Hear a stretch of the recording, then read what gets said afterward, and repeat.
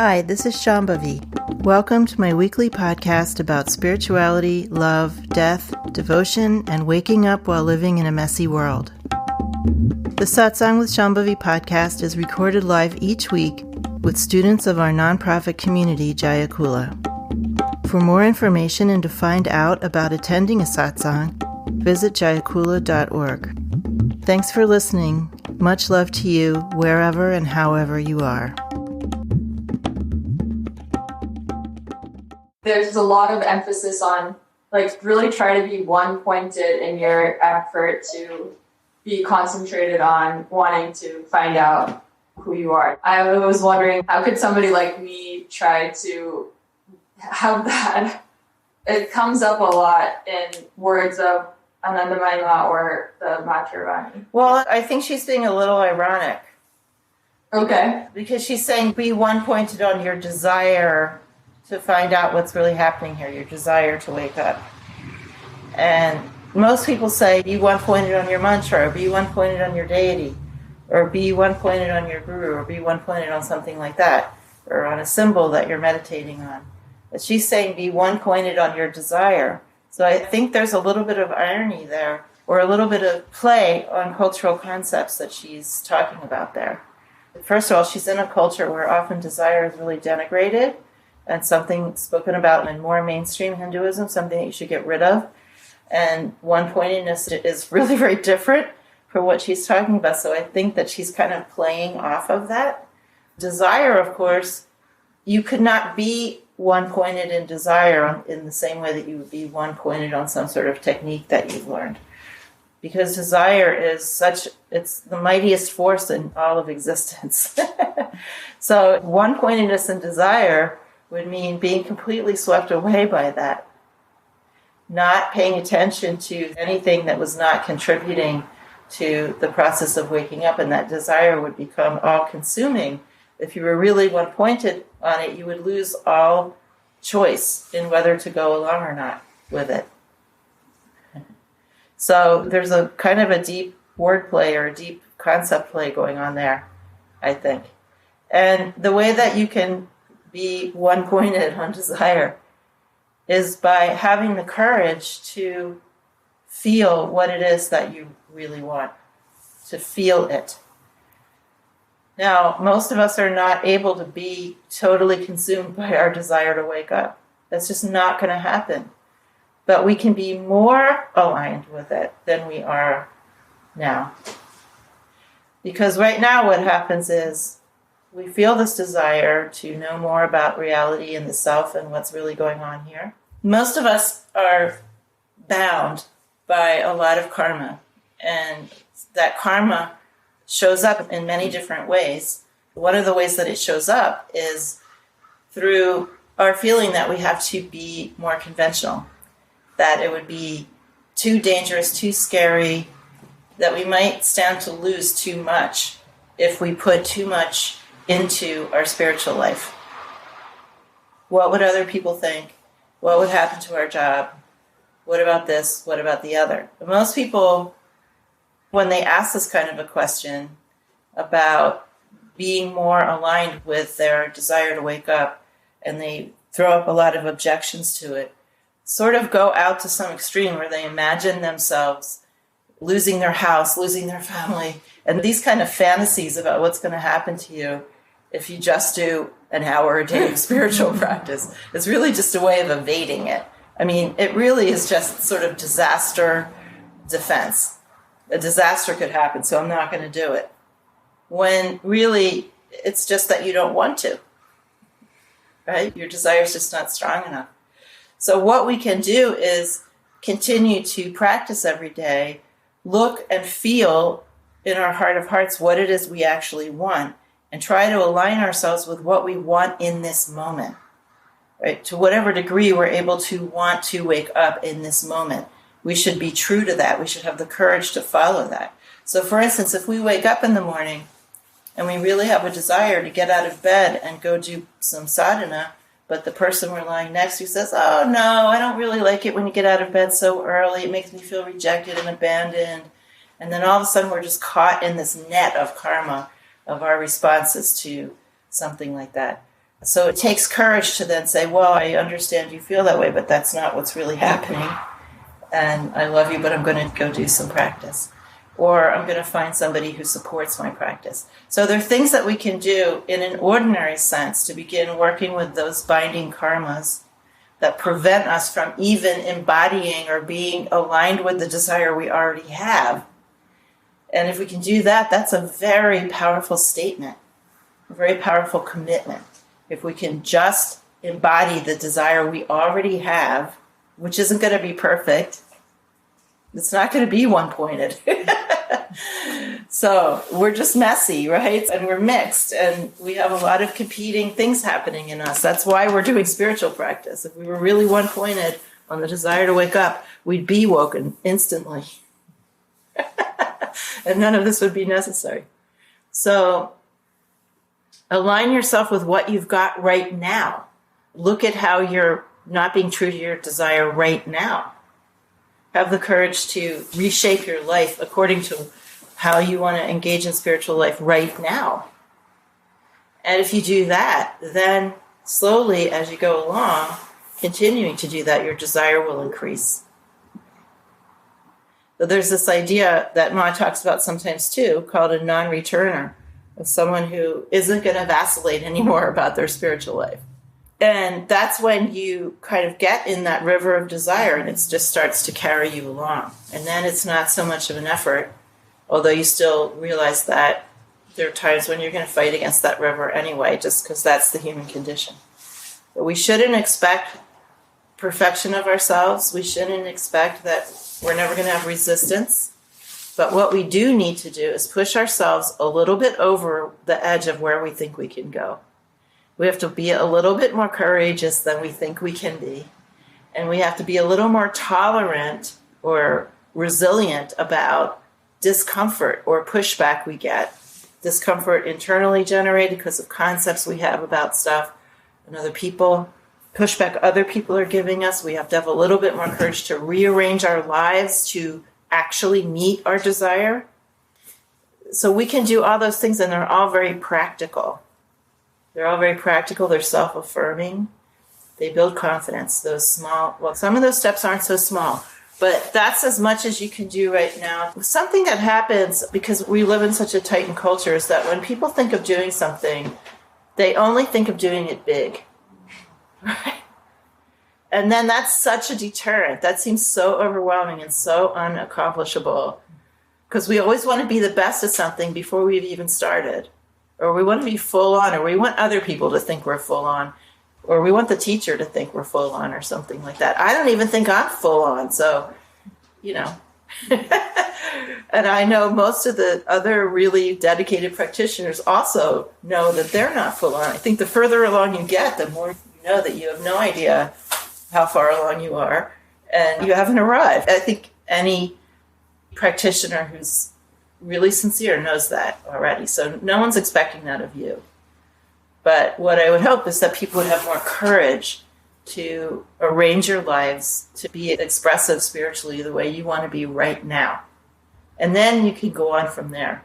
But if you're constantly fighting your own desire because you're afraid of someone else's response, or you're just afraid of being weird, some people are afraid of the most minor things.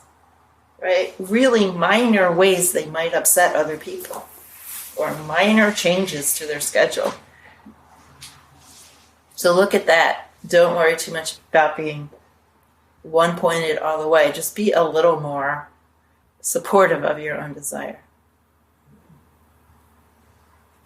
When we have this desire to have a desire, this idea of like, I want to be someone who, it's not that I want to do this, it's I want to do this.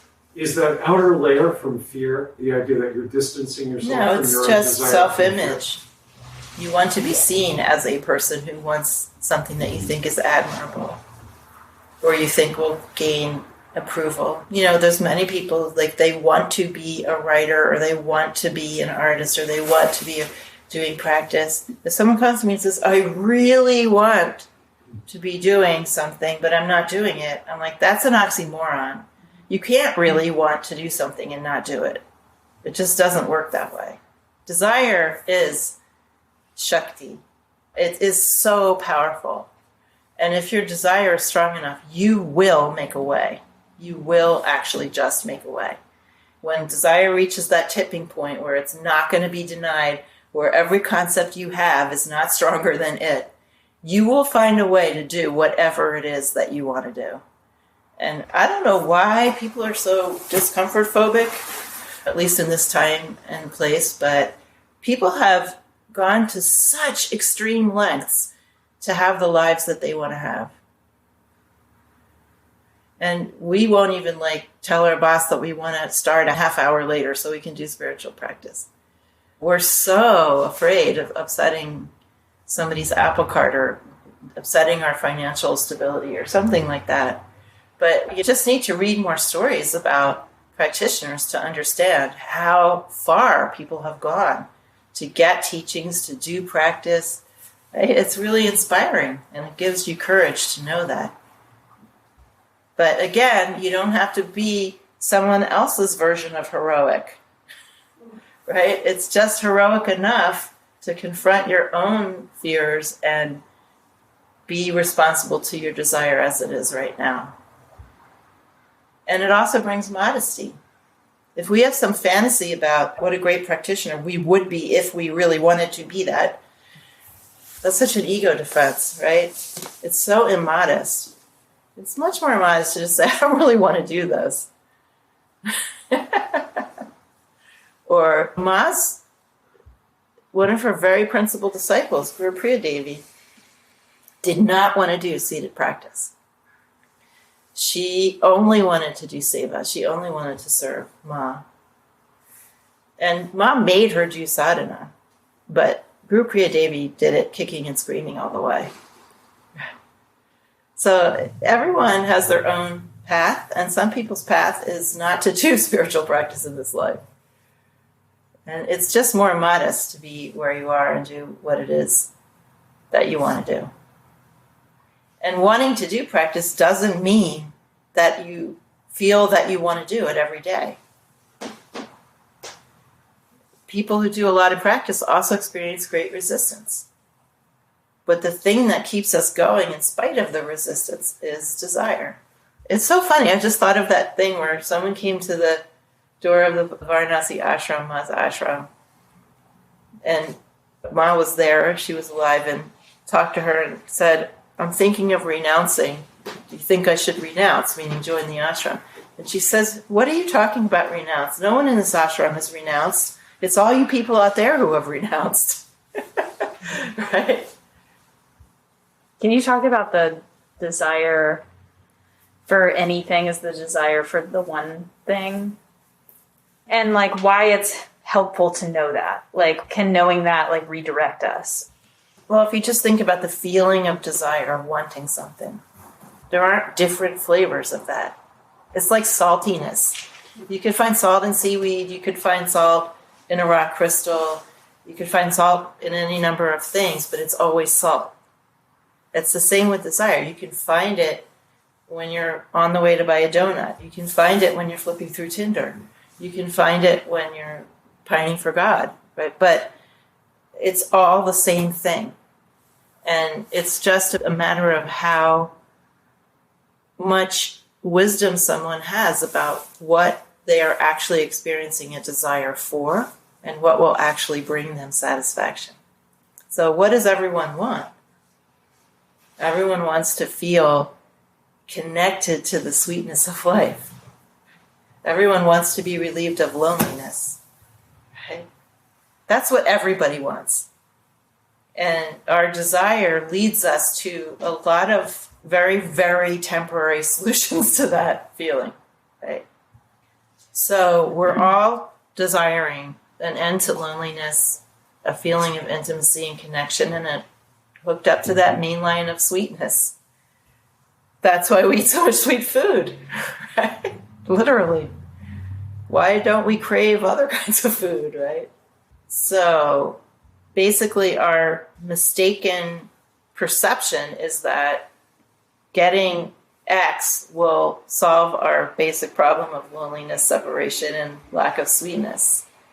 And so every time we get X, we discover anew that that wasn't it. That's always what happens, inevitably. And eventually, someone, somewhere in some lifetime, discovers that there's a way to be permanently relieved of loneliness and a feeling of disconnection. And that way is to be immersed in living presence. Someone eventually discovers that. But it's all the same.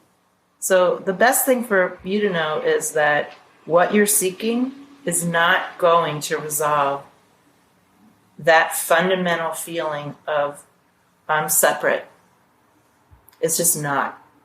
So obviously in less permanent solutions to that, there's enjoyment, right? We wouldn't do it unless it was enjoyable. We don't get up at 10 o'clock at night and go out in search of something that tastes really terrible. We don't think, I'm going to get involved with a really bad lover. I really want that. So we are finding sweetness in our temporary solutions. We are finding some measure of cessation of loneliness, maybe, but maybe not. But eventually we recognize that all of that is very temporary and very partial.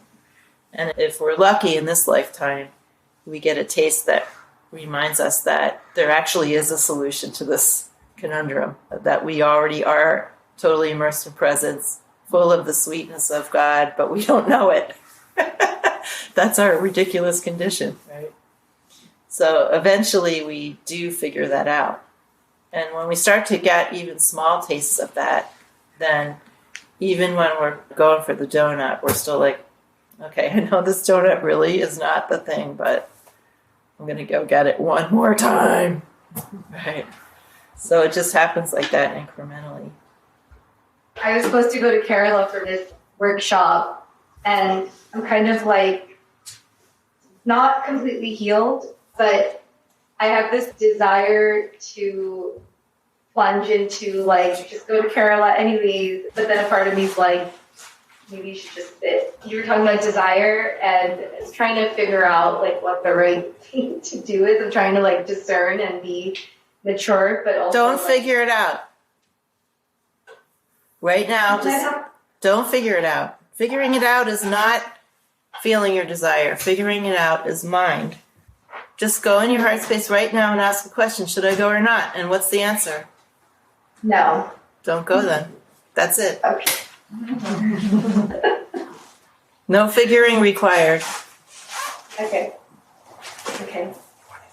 Are you going to satisfy mind or are you going to satisfy heart? Who are you the servant of? Heart. Okay. All the way. Go heart. This whole trip I've been following the heart, and the result's been A+. Great.